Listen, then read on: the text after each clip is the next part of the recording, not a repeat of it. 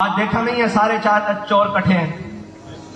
आज इक़्तिदार की जंग लड़ी जा रही है। बिस्मिल्लाहिर्रहमानिर्रहीम। वीडियो के शुरू में मैंने आप लोगों को हाफिज़ साद रिजवी साहब का एक छोटा सा वीडियो क्लिप दिखाया।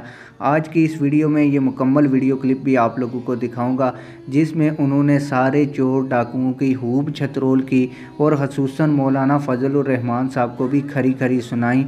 सारा वीडियो क्लिप आप लोगों को दिखाता हूं, लेकिन वीडियो क्लिप दिखाने से पहले आप लोगों से एक छोटी सी रिक्वेस्ट है।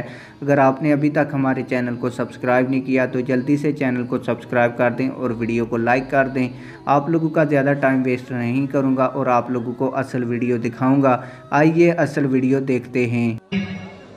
जिनके पीछे कौम लगी हुई है, बल्कि जिन्होंने अपने पीछे कौम को लगाया हुआ है, वो मीडिया के जरिए हो, पैसों के जरिए हो, मफादात के जरिए हो। आज देखा नहीं है, सारे चार चोर इकट्ठे हैं। आज इक़्तिदार की जंग लड़ी जा रही है।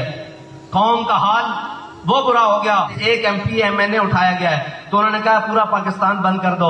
मैंने कहा जब हुजूर की इज्जत का मामला आया तुम्हें पाकिस्तान बंद करना याद नहीं आया? और एक MNA की इज्जत का मामला आया ना जी, उसको MNA हॉस्टल में जाकर हाथ डाला है। मैंने कहा जब उसने हुजूर सैयद आलम सल्लल्लाहु अलैहि वसल्लम की खत्म नबूवत को हाथ डाला था, तो हुजूर के ताज को हाथ डाला था उस मलून ने, तो क्या तुम्हें तब याद नहीं आया कि हमने ये काम करना